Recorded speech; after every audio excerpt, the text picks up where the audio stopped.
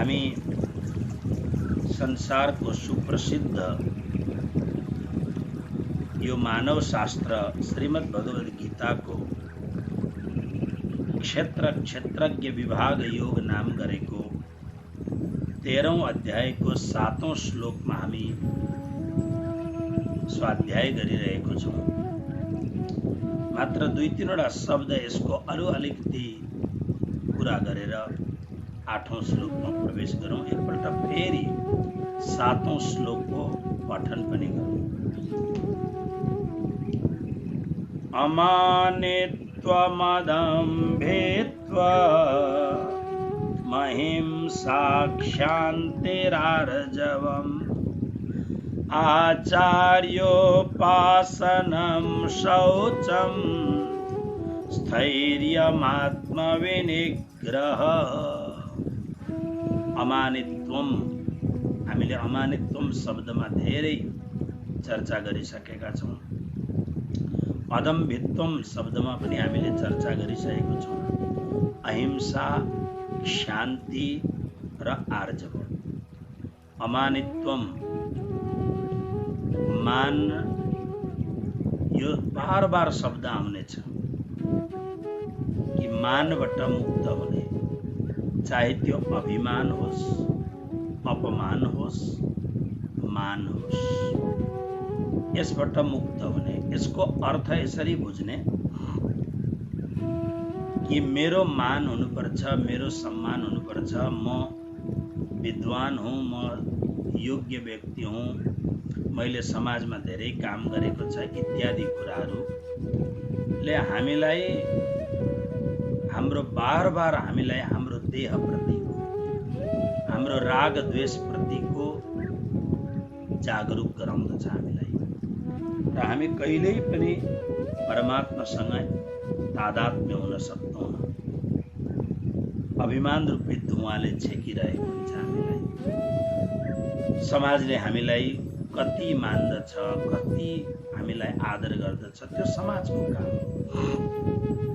हाम्रो काम हो निखालस भएर, अत्यन्त शुद्ध भएर, मनमा कुनै पनि दुविधा भाव नराखिकन सेवा गर्नु, परमात्माको भक्ति गर्नु। हामीमा परमात्माको कृपाबाट, परमात्माको स्नेहबाट हामीमा जे पनि अलिकति पनि केही समाजले प्रशंसा गर्ने योग्य कुरा देख्दछ भने त्यो अवश्यमेव हाम्रो कुरो होइन भन्ने हामीले सम्झिनु पर्दछ। भगवत गीताको 10 र 11 अध्याय हामीले पढिसकेपछि 10 अध्यायमा भगवान के भन्नुहुन्छ? प्रत्येक उत्कृष्ट वस्तुहरूमा जुन दिव्यता छ, जुन चमक छ, योग्यता छ, स्फुरणा छ, परमात्मा भन्नुहुन्छ यो मेरो अंश विभूति हो। 10वां अध्याय। त्यसरी नै हामीले हमेशा विचार गर्नुपर्दछ, यदि हामीमा अलिकति पनि केही राम्रो कुरो छ भने त्यो परमात्माको कृपाको फल हो, सद्गुरु महाराजको आशीर्वादको फल हो। नभएदेखि ममा कसरी हुन सक्दछ भन्ने मनमा भाव राख्यो भने हामी अहंकारको शिखरमा चढ्दौँ, सजिलो हुन्छ हामीलाई। ओके, अमानित्वम, अदम्भित्व, हामीमा देखावटीपन बिस्तारो बिस्तारो समाप्त हुँदै जाओस्। हामीमा दम्भ नआओस्, हामीमा देखावटीपन नआओस्। अहिंसा, मन वचन कर्मले हामीबाट हिंसा नहोस्। आफ्नो मनलाई बार बार हामी अनुशीलन गरौँ। जसरी खास गरेर हाम्रो दिदीबहिनीहरूलाई म इशारा गरेर भन्दछु, जस्तो तपाईहरू कमसे कम दिनभरिमा कतिखेप ऐना हेर्नुहुन्छ होला? अघि अलिकति नयाँ कुरो धारण गर्नुभयो, ऐना हेर्नुहुन्छ। परमात्माले तपाईहरूलाई यो राम्रो भाव दिनुभएको छ, तयार हुने, राम्रो भएर बस्ने।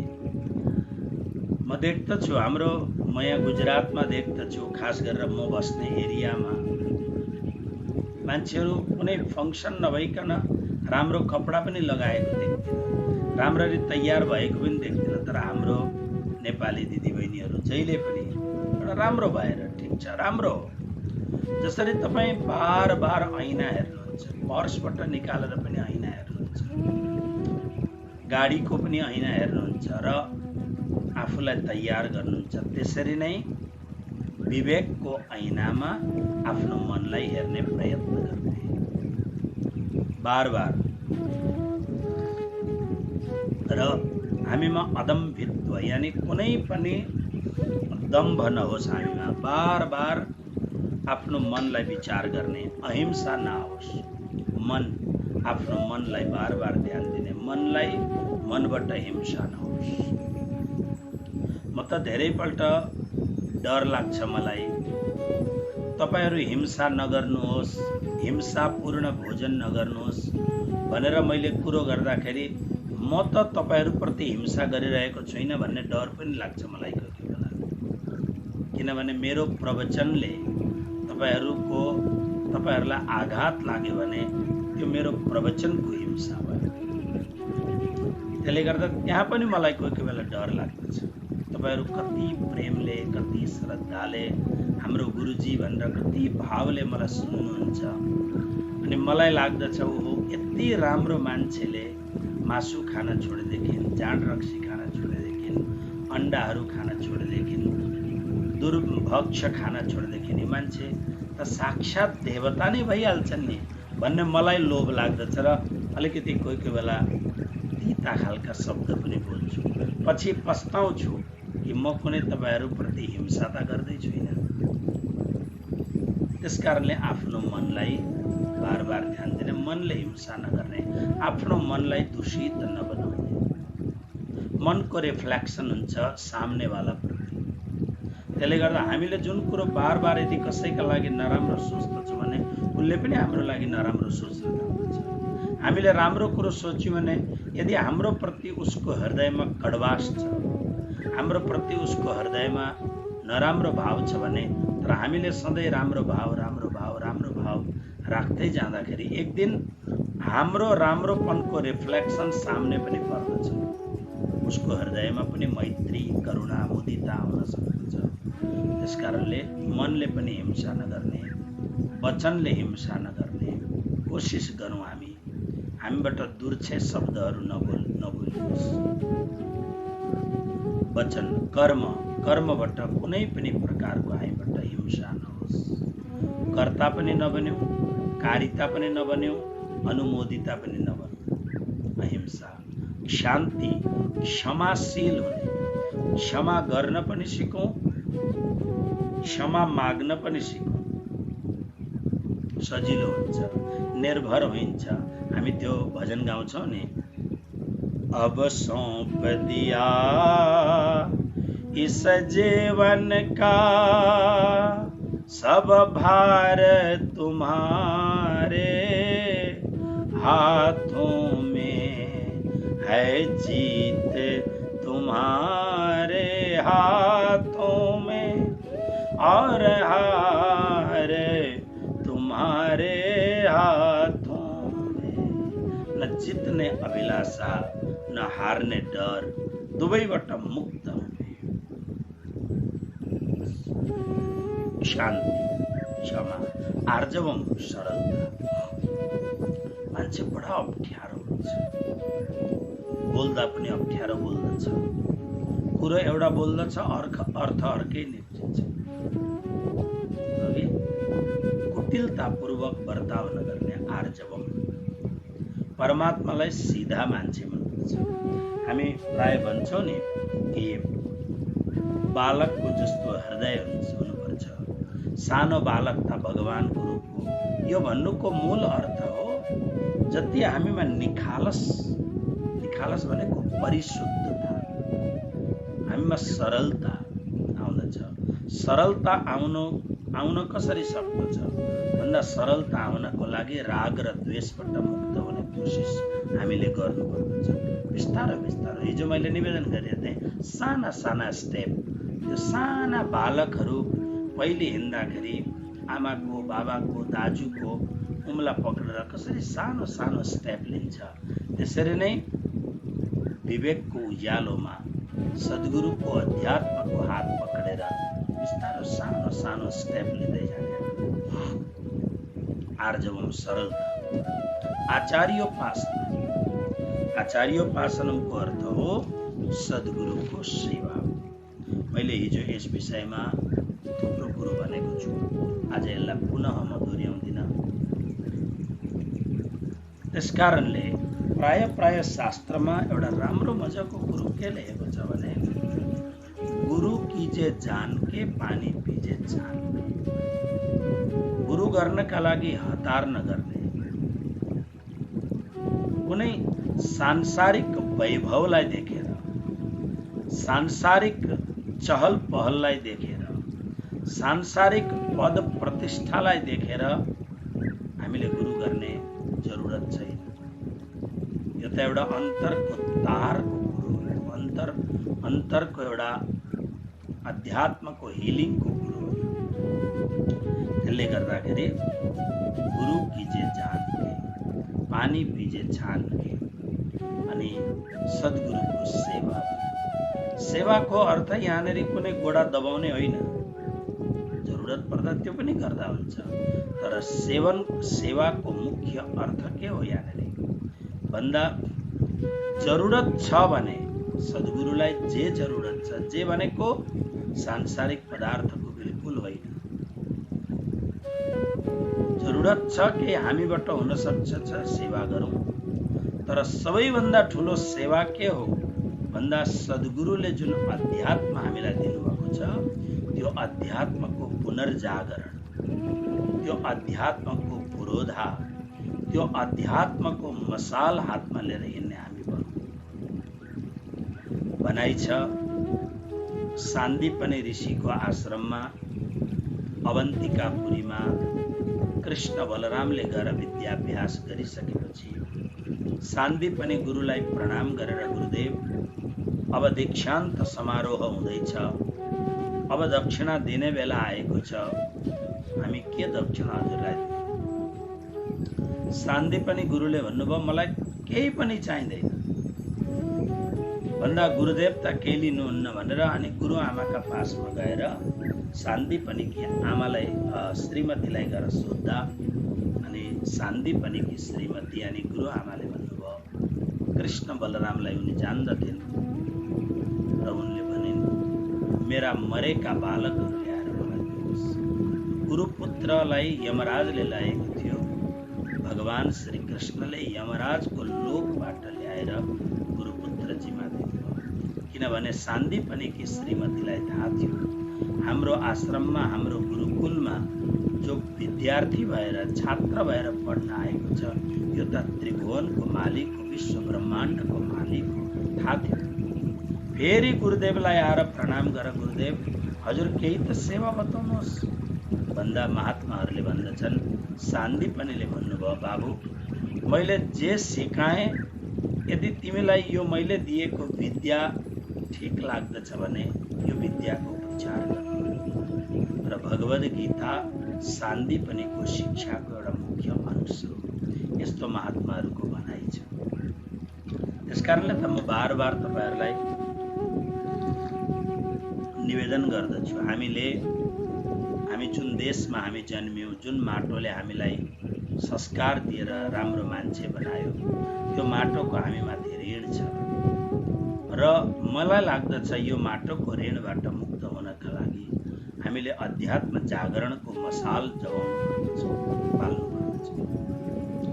र यसका लागि मलाई लाग्दछ हाम्रोमा यस्तो एउटा शस्त्र हतियार होस् जो सार्वजनिक होस्, सार्वकालिक होस्, सर्वमान्य होस्, सर्वस्तुत्य होस्। त्यसकारणले त्यो एउटै मात्रै ग्रन्थ हो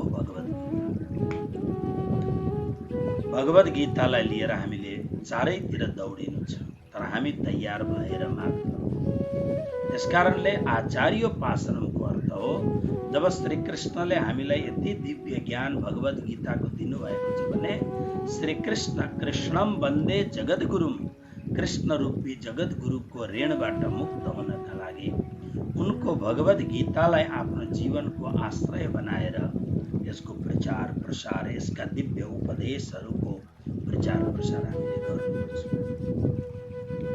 आचार्यमा शौचम भित्र र बाहिरले पवित्रता, बाहिरी पवित्रता तपाईहरुलाई थाहा छ, तर यसमा म एउटा कुरो विशेष थप्न के चाहन्छु भने मेरो गुरुदेव गुरुजी श्री 108 मंगलदासजी महाराज पश्चिम बंगाल कालिम्पोङ, उहाँले के भन्नुहुन्थ्यो भने होटल में सफाई होती है किंतु शुद्धता नहीं होती है।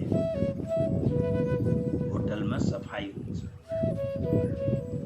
साँचो कुरो। तपाई जुन प्लेटमा खानुहुन्छ, तपाईहरु जुन भाँडाबाट पस्केर लिएर आउँछन् हुनुहुन्छ, त्यहाँ हेर्दा बहुत राम्रो देखिन्छ।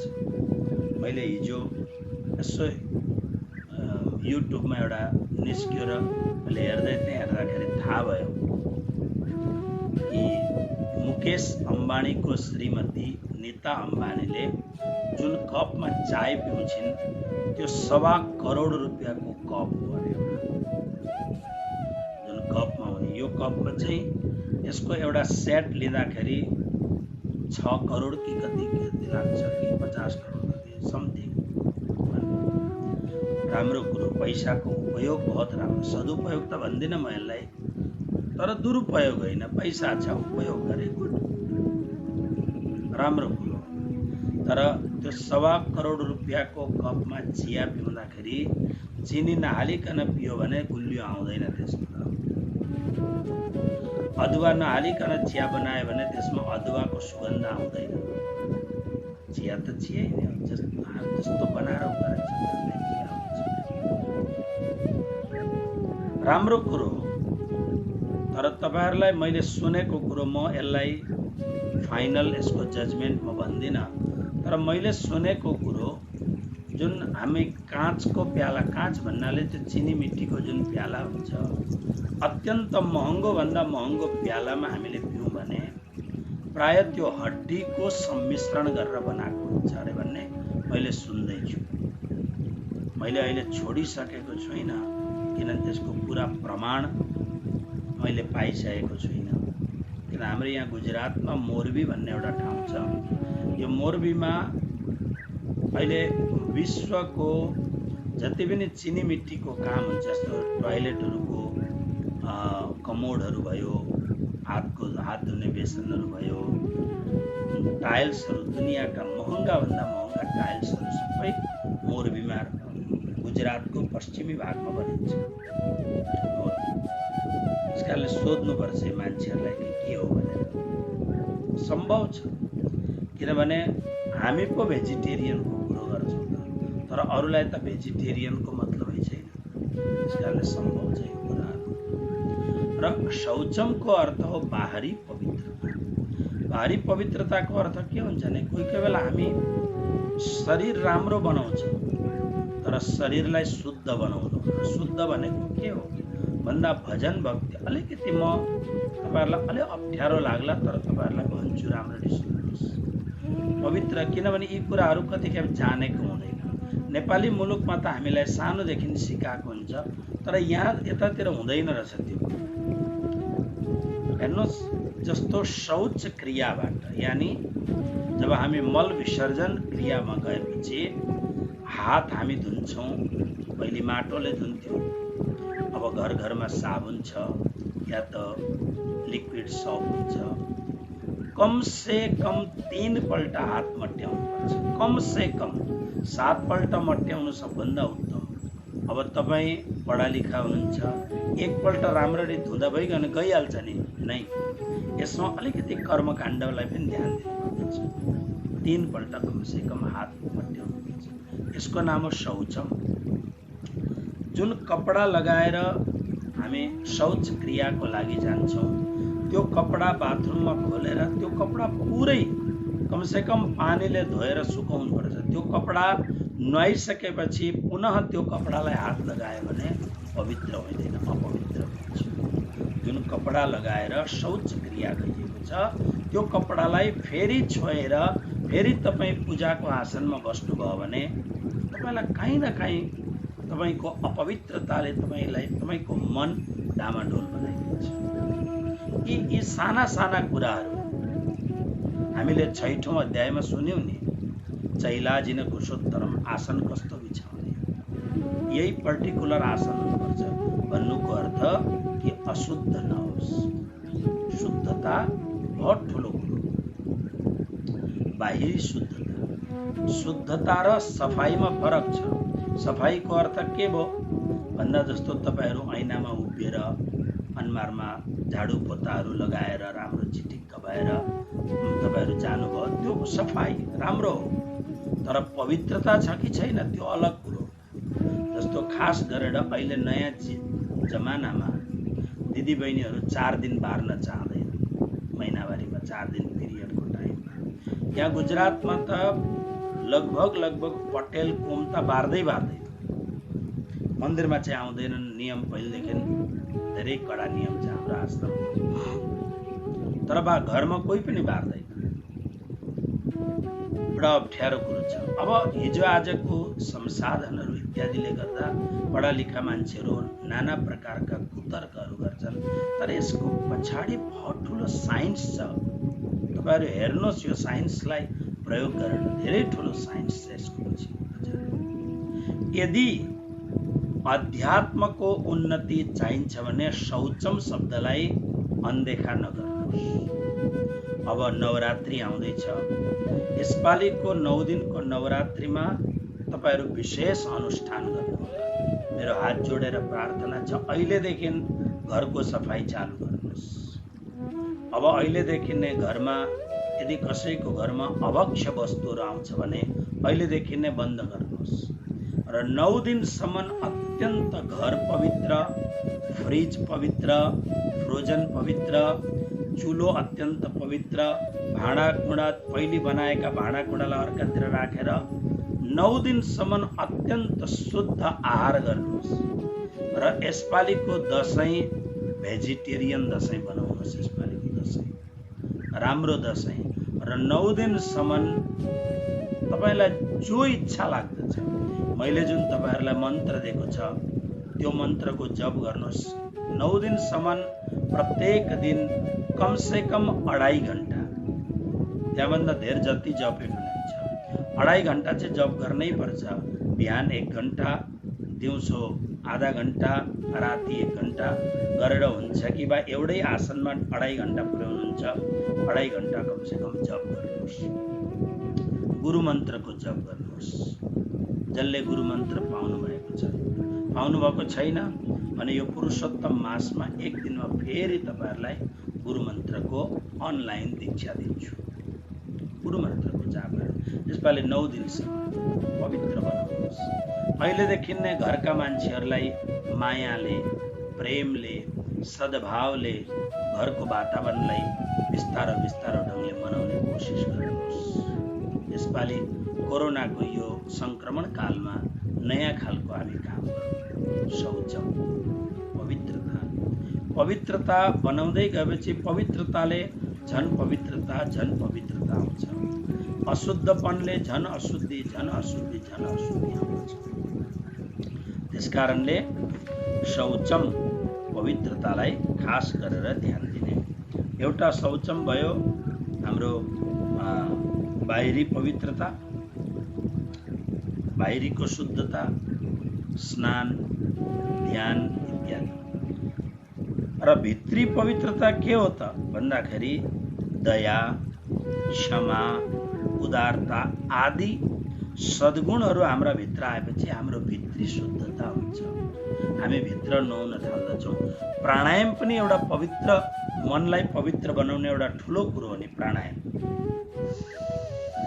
एकदम राम्ररी प्राणायाम गर्नु भने गीताको महात्म्यमा भगवान कृष्ण भन्नुहुन्छ, गीताध्ययनशीलस्य प्राणायाम परस्य च नैव सन्ति पापानि पूर्वजन्म कृतानि च। पूर्व जन्ममा, यो जन्मको त परै जाओस्, पूर्व जन्ममा गरिएका पापहरू पनि प्रत्येक दिन गीताको अध्ययन र प्रत्येक दिन प्राणायाम गर्ने गर्यो भने पूर्व जन्मका पापहरू भनेको, जसरी हामी भन्छौँ नि हड्डीमा ज्वरो हुन्छ भन्छौँ नि, त्यो हड्डीको ज्वरोलाई पनि समाप्त गर्छ यो आयुर्वेदको दबाईले भने जस्तै हाम्रो भित्र कहाँ कहाँ कुन जन्ममा हामीले गरेका पापहरू पनि गीता अध्ययनशील र प्राणायाम गर्नाले पवित्र हुन्छ। गुरु मन्त्रमा पनि त्यस्तै छ, अद्भुत शक्ति छ गुरु मन्त्रको पनि छ। र भित्री पवित्रताको लागि यी सद्गुणहरू चाहिन्छ। सद्गुणले अन्तर जगतलाई नुहाइदिन्छ र बाहिर रूपले हामीले पवित्रता हुने अघि सक्छौँ। स्थैर्यम, धैर्यको अर्थ के हो भन्दाखेरि एउटा स्थिरता हर चिजमा। पहिलो हामी बडीबाटै जाउँ न। हिजो आज एउटा शब्द प्रयोग हुन्छ बडी ल्याङ्ग्वेज।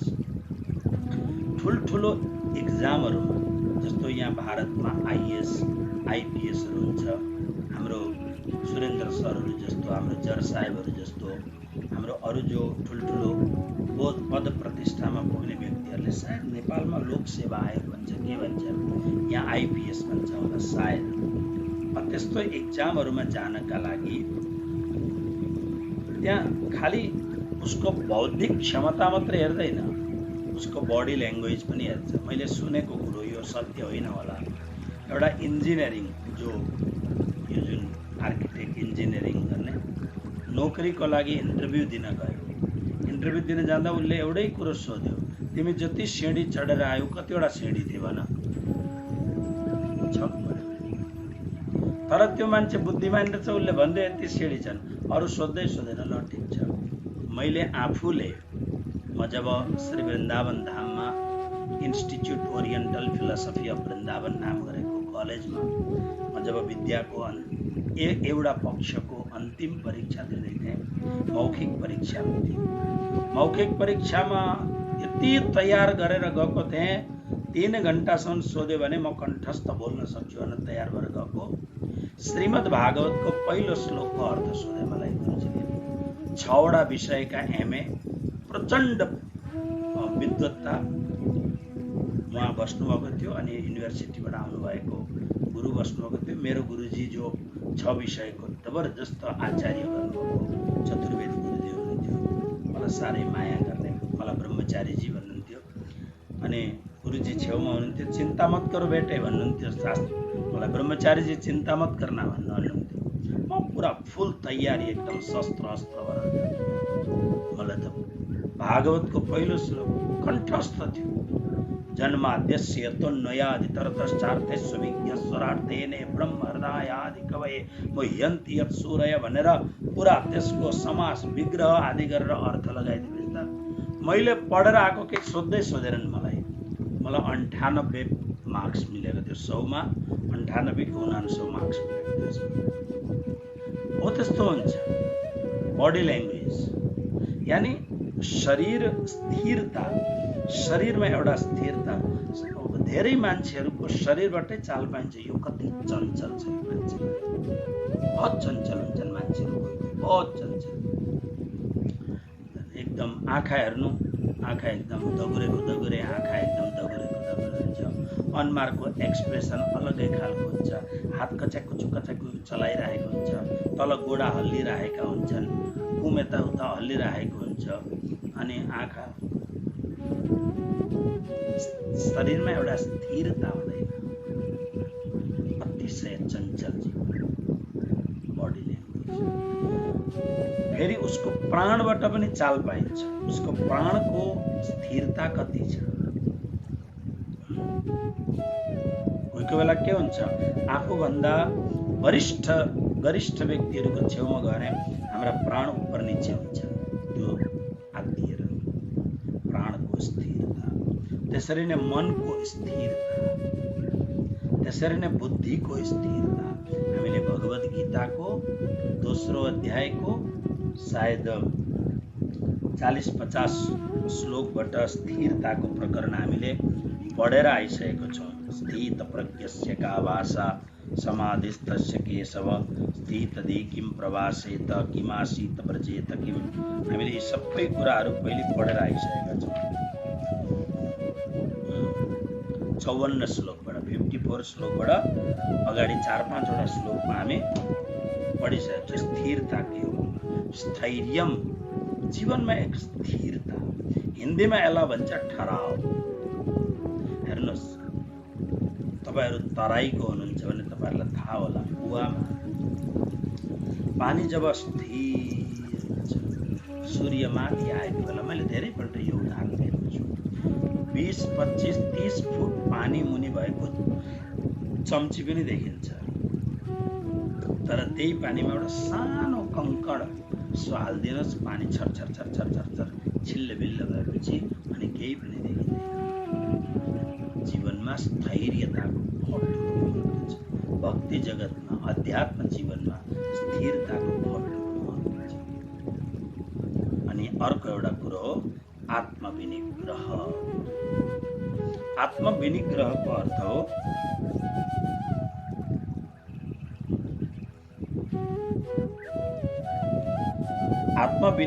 अर्थ हो मनलाई, यहाँ आत्मा शब्द मनको वाचक हो। हेर्नुहोस्, गीतामा आत्मा शब्दको बेला शरीरका लागि पनि लगाएको हुन्छ, मनका लागि प्राय मनका लागि भगवानले पनि प्रयोग गर्नुहुन्छ, आत्माका लागि त प्रयोग हुन्छ। आत्मविनिग्रह शब्दमा यहाँ आत्मा शब्द मनको लागि गयो। विनिग्रह, निग्रह भनेको वशमा गर्नु, विनिग्रह भनेको विशेष रूपले वशमा गर्नु। यानी एकपल्ट मन वशमा भयो, कोही बेला के हुन्छ, हामी उपवास गर्दछौँ, त्यस्तो हालको परिवेशले हामीलाई एउटा ढुक्क हुन्छ, मेरो मन कन्ट्रोल भयो भन्ने हुन्छ। तर यसले कहिले पनि मनलाई भरोसा नगर्नुहोस्, स्प्रिङ जस्तो छड्किन सक्दछ मनलाई भरोसा गर्ने खालको कुरो छैन। मन के मते न चालिए, मन के मते अनेक, मन ही करे सब साहेबी, मन ही करे भजी प्राण जीवन। त्यस कारणले मेरो मन अब एकदम सङ्लो भयो भन्ने नसोच्नुहोस्। कतिखेर मन धमिलो हुन सक्दछ, मन दूषित हुन सक्दछ, आलम्बन गडबड भयो, मन दूषित हुन सक्दछ। हामी सुखदेव होइनौँ, त्यस्ता खालका परम साधु चरित्र व्यक्ति हामी होइनौँ। हामी विषयी व्यक्ति हौँ, सांसारिक व्यक्ति हौँ, संसारसँग आबद्ध भएका व्यक्ति हौँ, संसारका अनेक प्रकारका कीटाणुहरूसँग संक्रमित भएर बसेका छौँ। हामी कामका कीटाणुहरू, लोभका कीटाणुहरू, विषयका कीटाणुहरू कहिल्यै पनि संक्रमित हुन सक्दछ, पोजिटिभ आउन सक्दछ। त्यसले गर्दाखेरि विनिग्रहमा निग्रह शब्दकै अर्थ हो कन्ट्रोल गर्नु, तर विनिग्रह विशेष निग्रह गर्नु, यानी बार बार ये मन बड़ा चंचल है, कैसे तेरा भजन करूं, जितना इसे समझाऊं उतना ही मचल जाए, राधे तेरे चरणों की धूल ही मिल जाए, राधे तेरे चरणों। मन बहुत चंचल छ, कतिखेर भाग्छ थाहै हुँदैन, कतिखेर दौडिन्छ थाहै हुँदैन। फेरि अप्ठ्यारो के हुन्छ भने धेरै अनुभवका कुराहरू तपाईसँग बाँड्छु, किनभने म एक्लो मान्छे भएपछि जीवनमा कस्ता परिस्थितिहरूसँग, बाहिरी परिस्थिति, आफूभित्रका परिस्थितिहरूसँग जुझ्नुपर्छ, सङ्घर्ष गर्नुपर्छ। त्यसले गर्दा एकपल्ट मन दूषित भयो, एकपल्ट मन धमिलो भयो, एकपल्ट मन आफ्नो प्रतिष्ठाबाट तल गिर्यो भने फेरि माथि लान निकै गाह्रो पर्छ। अशक्य छैन, असम्भव छैन तर गाह्रो पर्छ। तसर्थ निग्रह शब्द त स्वयंमा पर्याप्त शब्द छ, तर विनिग्रह विशेष निग्रह मनलाई। यसरी यी नौवटा सद्गुणहरूको व्याख्या श्री कृष्णले गर्नुभयो। देहाभिमानबाट मुक्त हुनका लागि, मतलब सजिलो भाषामा भन्नुपर्दा शरीरलाई र आफूलाई बिल्कुल अलग अलग बनाएर हेर्नका लागि यी सद्गुणहरूलाई बिस्तारो गरी धारण गर्नुपर्छ। आउनुहोस् 8औं श्लोकमा प्रवेश गरौँ।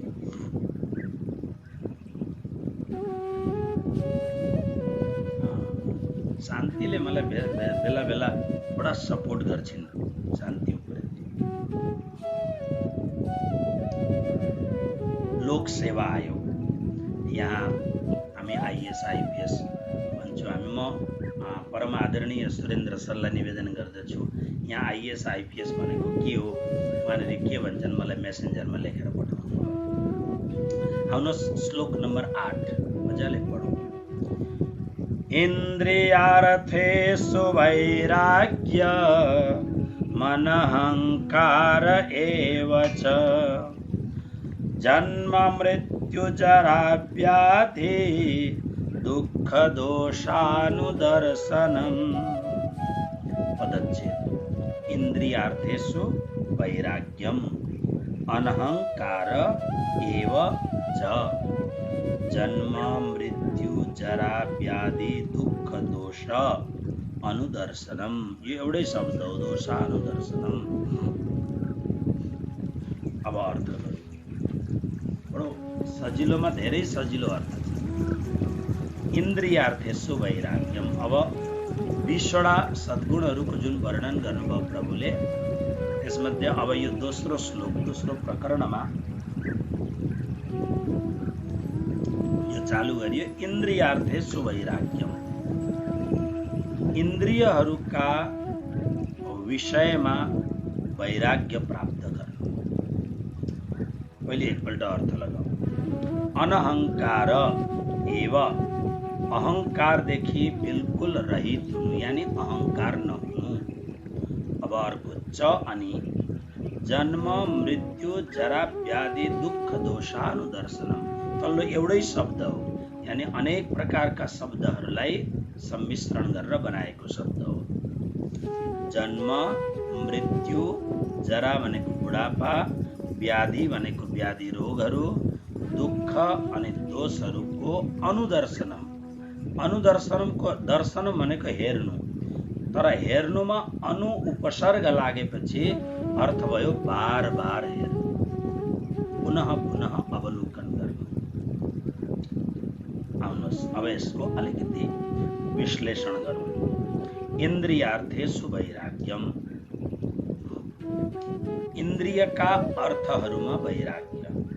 इन्द्रिय 10वटा छन् हाम्रा, 5वटा ज्ञानेन्द्रिय हो कि श्रवण, त्वचा, नेत्र, रसना, नासिका, माने यी ज्ञानेन्द्रिय हो। ज्ञानेन्द्रिय भन्नुको अर्थ यी चाल पाउने इन्द्रियहरू हो। श्रवण, त्वचा, नेत्र, रसना, नासिका हो कि। अनि अब 5वटा ज्ञान कर्मेन्द्रिय छन्, वाक, पानी, पाद, उपस्थ वायु, मलद्वार र मूत्रद्वार। यी 5वटा काम गर्ने इन्द्रियहरू। अब हेर्नुहोस्, यी जुन 5 ज्ञानेन्द्रिय छन्, यिनका आफ्ना आफ्ना विषय छन्। श्रवण, शब्द। अब कानले शब्द चाल पाइन्छ। श्रवण के हो भन्दा कानले चाल पाइन्छ। यो मिठो शब्द छ, यो कर्कश शब्द छ। एक दिन म फेसबुकमा हेर्दै थिएँ, एउटा जन्तरे दाई भन्ने कुनै लिम्बूको साह्रै मिठो गीत। कस्तो मिठो भन्दाखेरि यसको मिठासमा एउटा कुरो के देखेँ मैले भन्दा, मिठास नबनाएको जस्तो उखुको डाँक्ला स्वाट्टै काटेर सुधारेर अनि उखु चबाउनुहोस्, त्यसमा पनि गुलियोपन हुन्छ। र हातमा सेतो चिनी लिएर भापमा चिनी खानुहोस्, त्यसमा पनि गुलियो हुन्छ। गुलियोमा कोही पनि फरक छैन, तर तर अलिकति राम्रो ध्यान दिएर हेर्नुभयो भने गुलियोमा एउटा बिल्कुल कुनै पनि प्रकारको केमिकलदेखि रहित जुन निर्दोष गुलियोपन छ त्यसको एउटा आफ्नै एउटा स्वाद छ। र अर्को जुन चिनी माने सैकडौं केमिकलबाट प्रयोग भएर आएको जुन अत्यन्त प्रदूषित चिनी, सेतो चिनी हेर्दा राम्रो देखिन्छ तर गुण एउटै पनि अवगुणै मात्रै भयो। कोही बेला बडा अप्ठ्यारो हुन्छ, हेर्दाखेरि राम्रो देखिए तापनि तर भयङ्कर हुन्छ, भयङ्कर। मान्छे पनि भयङ्कर हुन्छन्, चिनी पनि भयङ्कर हुन्छ। मान्छे पनि हेर्दाखेरि ओहो वाह वाह भन्ने हुन्छ। नाक, मुख इत्यादि, हिँडाइ, कपडा लत्ता इत्यादि तर खतरनाक। बाहिर जति राम्रो हुन्छ भित्र विषय विष हुन बेर लाउँदैन। त्यस्तै चिनी पनि हेर्दा बहुत राम्रो हुन्छ तर विषय विष हुन्छ। चिनी फरक छ नि दुईटैमा। ओके, शब्द, स्पर्श, रूप। अब जस्तो यो श्रवण माने कान। अब कानको विषय के भयो भन्दा श्रवण, सुन्नु, मिठो नमिठो, कर्कश इत्यादि त्यसले चाल्नुहुन्छ, कानले चाल्नुहुन्छ। त्वचा, यो छाला बडो विचित्र छ। यो छालाले स्पर्श चाहन्छ। एउटा चिजको स्पर्श गर्दा साह्रै नराम्रो लाग्दछ। कसैलाई यसो छुँदाखेरि बाथरुममा गएर नुहाउँ कि जस्तो लाग्छ, कसैलाई च्याप्पै पक्रेर अँगालो मार्ने इच्छा हुन्छ। बडा विचित्र छ यो छालाको। यसलाई स्पर्श भनिन्छ। श्रवण, त्वचा, नेत्र, आँखा, रूप। अघि आँखाले यो राम्रो, यो नराम्रो, यो प्रकाश, यो अन्धकार इत्यादि। रस, यसले चाल्नुहुन्छ। रस, आहा बहुत नमिठो रस। नासिका, गन्ध, दुर्गन्ध, सुगन्ध इत्यादि। यी विषयहरू इन्द्रियका विषयहरू। श्रवण, त्वचा, नेत्र, रसना, नासिका इन्द्रिय, शब्द, स्पर्श, रूप, रस, गन्ध यी विषय हो। यी विषयबाट वैराग्य हो। विषयबाट यो बडा कठिन शब्द, बडा सजिलो छ तर अतिशय कठिन छ, बहुत कठिन छ। किनभने सारा झन्झटै विषयको संसर्गमा छ। तर हामी पछिल्ला विगतका श्लोकहरूमा भगवानले हामीलाई उपदेश दिइसक्नु भएको छ कि विषयमा प्रारब्धद्वारा, पराक्रमद्वारा, परिश्रमद्वारा जुन विषय प्राप्त भएको छ, वैराग्यपूर्वक विषयको उपभोग गर्नु। विषयान इन्द्रिय ही चरण, विगतका श्लोकहरू। विषयहरूबाट विषयको आचरण, विषयमा भले विषयको अनुभव गर्नु तर वैराग्यपूर्वक गर्नु, त्यसैमा आसक्त भएर नगर्नु। र प्रत्येक विषयबाट मनलाई बार बार सम्झाएर यसले के हुन्छ भन्दा एउटा समय आएपछि, एउटा जब जवानीदेखि नै हामीले सत्सङ्ग पाउँदछौँ, जवानीदेखि नै हामीलाई सद्गुरुको सङ्ग प्राप्त हुन्छ। अनि उमेर बढ्दै गएपछि एउटा जुन स्लेब आउँछ, एउटा जुन समयको एउटा जुन पट आउँछ, एउटा त्यो आएपछि अनि भित्रबाट वैराग्य सुरु हुन्छ। किन भन्दा अब इन्द्रियहरू शिथिल हुन थाले, शरीर बिस्तारै ढिला हुन थाल्यो। र अब यदि प्रारम्भदेखि सत्सङ्ग गर्दै आएको छ, ध्यान चित्तवनी इत्यादि गर्दै आएको छ भने अब मनलाई भित्रबाट प्रेरणा के मिल्छ भन्दा अब विषयको सेवन गर्नका लागि प्रयत्न गर्नुभन्दा, किनभने यो त यस्तिकै हो, हविषा कृष्ण व्रतमै हो, आगोमा घिउ हाले जस्तो हो यो। तर अब शरीर शिथिल हुँदैछ, इन्द्रियहरू शिथिल हुँदैछन्। अब बाहिरको विषयलाई ग्रहण गर्नुभन्दा अब भित्रको विषयलाई यानी आत्माले परमात्मालाई छुने, आत्माले परमात्माको मिठो एहसास गर्ने, अध्यात्मको माधुर्यतामा डुब्ने, भजन भक्तिको परमात्माको प्रेमको माधुर्यमा आफूलाई अलमस्त, किन यो पनि त नशा हो। नानक नाम गरेका पन्जाबी सन्तले भन्नुभयो, नाम खुमारी नानका चढी रहे दिन रात।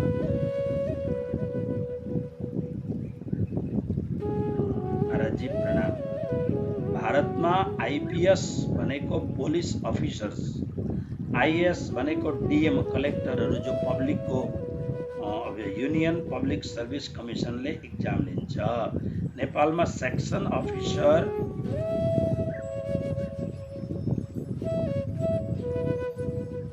यो कुराहरू जान्नुपर्ने जनरल नलेजका कुराहरू। अब आफू संस्कृतको विद्यार्थी भइयो। नेपालमा सेक्सन अफिसर्स पुलिस इन्सपेक्टर हुन्छ। Very good, thank you sir. र इन्द्रियहरूप्रति बार बार बार बार यो एक दिनको संयोगले हुँदैन। किनभने हाम्रो मनले यो जन्ममा होइन, हजारौं जन्मदेखि विषयको उपभोग गरेर, विषयको रसलाई चाखेर मन विषयको रसको भोगी बनिएको छ। अब यस मनलाई उल्टा हिँडाउनु छ, यानी सांसारिक विषयबाट निवृत्त बनाएर अनि अध्यात्मको विषयको परम आनन्दमा निमग्न गराउनु छ। मैले एउटा बहुत ठुलो विचारक अथरबाट मैले पढेको कुरोमा भन्दैछु। अब यो शब्द तपाईहरुलाई अलिकति, किनभने हामीमा अलिकति प्राचीनता पनि छ, मैले भर्खरै पढेको, पहिले पनि पढेको हो, तर भर्खरै अहिले मैले पढ्दाखेरि मैले के पढेँ भने, ध्यान गरेर ध्यानमा चुर्लुम्म डुब्न सक्यो भने त्यो ध्यानको आनन्दमा कति आनन्द हुन्छ अरे भने, जसको इन्द्रियहरू अत्यन्त बलवान छन्, सक्रिय छन्, जसको यौवन नथाक्ने खालको यौवन छ, त्यसले त्यो यौवनद्वारा संसारको विषयको उपभोग गर्दाखेरि जति आनन्द पाउँदछ त्योभन्दा धेरै गुणा आनन्द ध्यानमा उसले पाउँदछ अरे। आनन्द त्यस्तै खालको, आनन्दको जुन परिस्वाद हो त्यो स्वादको अनुभूति त्यस्तै हुन्छ, तर कार्य पृथक हुन्छ। एउटा पतनतिर लैजान्छ, एउटा उत्थानतिर लैजान्छ। एउटा विषयको उपभोग गर्दाखेरि ऊर्जाहरूको पतन हुन्छ, ध्यान गर्दाखेरि ऊर्जाहरूको उत्थान हुन्छ। बस फरक यति मात्रै छ। तर आनन्दको स्वाद त्यही, त्यो भर्खर एउटा विचारकले लेखेको त्यो परम आनन्दको अनुभूति, विषयलाई निग्रह गरेर जब ऊर्जा रूपान्तरण भएर माथि जान्छ अनि ध्यानका शिखरमा चढ्दै गएपछि त्यो यति उदात्त, त्यो परम आनन्द त्यसमा छ कि संसारको विषयले त्यसलाई भेट्न सक्दैन। तर यसका लागि के गर्नुपर्छ भन्दा, इन्द्रियका विषयहरूमा निरन्तर नितान्त मनलाई सजग राखेर वैराग्यको अनुभव गर्ने। श्रवण, त्वचा, नेत्र, रसना, नासिका इत्यादि। अनहंकार शब्दको अर्थ हो अहंकार नगर्नु। अब वहाँ हामीले जुन अमानित्वम शब्द सुन्यौं नि, बस त्यस्तै शब्द हो यो अनहंकार। तर सब एउटै होइन, अलिकति भित्रको रूपान्तरण अलग अलग हुन्छ। मान्छे जब अहंकारी हुन्छ नि, उसले आत्मानुसन्धान गर्न सक्दैन। अहंकारी मान्छे स्थूल वस्तुलाई धेर ध्यान दिन्छ, सूक्ष्मतामा दौडिन सक्दैन। र ध्यान भनेको कुरो के हो? परमानन्दको आस्वादन भनेको के हो भन्दा सूक्ष्म सूक्ष्म सूक्ष्म सूक्ष्मतर सूक्ष्मतम अवस्थामा पुग्दै गयो भने ऊ ऊर्जाको आनन्दको रूपान्तरणमा हुँदै जान्छ। अहङ्कारी व्यक्ति स्थूल कुरोलाई पक्रिन्छ। त्यसकारणले अनहङ्कार अहङ्कारदेखि रहित हुने। अब हेर्नुहोस्, बार बार जीवनमा जन्म यसको कुराहरू पढ्नुपर्छ। एकपल्ट जन्मिँदा हामीले कस्तो कस्तो दुःख पाएका छौँ। आमाको गर्भमा 4 महिना भएपछि होस आइसकेको हुन्छ जीवलाई। 5 महिनापछि पूर्ण होस आइसकेको हुन्छ। त्यसकारणले त्यो गर्भावस्थामा उँधो लट्केको, डल्लो परेर बसेको, गुर मुतमा मुछिएको अनि आमाले खाएका भिन्न भिन्न प्रकारका अब त्यतिखेर अब मैले सुनेको हिसाबले आमाहरूलाई त पिरो खान, अमिलो खान, के खान, माटो खान, त्यो सबै त्यो नानीलाई त्यो भित्र गएपछि उसलाई चस्स हुन्छ।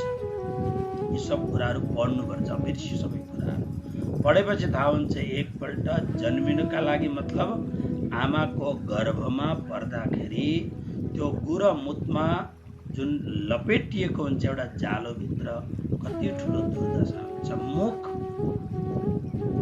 लगभग 9 महिनासम्म गुर मुतको बिचमा मुख हुन्छ। आमाको गर्भमा हुन्छ ठिक छ, त्यो अलग कुरो हो। माता सर्वपूज्या हुनुहुन्छ या देवी छ। तर अध्यात्म दृष्टिकोणले हेर्दा हाम्रो जन्म यसरी भएको हुन्छ। यो बार बार विचार गर्ने। एकपल्ट जन्मिँदा हामी कसरी जन्मेका छौँ, मृत्युलाई याद गर्ने। एकपल्ट मर्दाखेरि लाखौं बिच्छुले टोके जस्तो डङ्क लाग्दछ। किन भन्दा शरीरसँग घोर अट्याचमेन्ट, परिवारसँग घोर धेरै कुरा। अब मनमा यो पनि गरौँला त्यो पनि गरौँला भन्दै आइहाल्यो त दिन। जानै आट्यो जिन्दगानी जानै आट्यो। के गर्नु छ पुरा भएकै छैन, आइताहाल्यो। अब आउँदैछ घुमाउँदै चक्र काल भन्ने भजन सुन्छ नि हामी। यसकारणले मृत्युलाई पनि याद गर्ने। जरा भनेको वृद्धावस्था।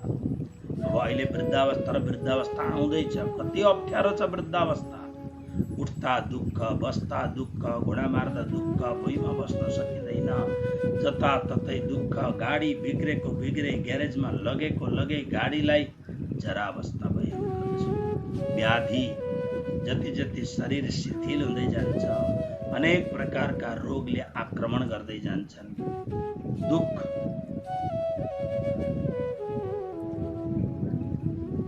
अनेक प्रकारका दुःखहरू, भिन्न भिन्न प्रकारका अनेक प्रकारका दुःखहरूले आक्रमण गरिरहेका हुन्छन्। दोष नारायण एक मौतको दुजे श्री भगवान।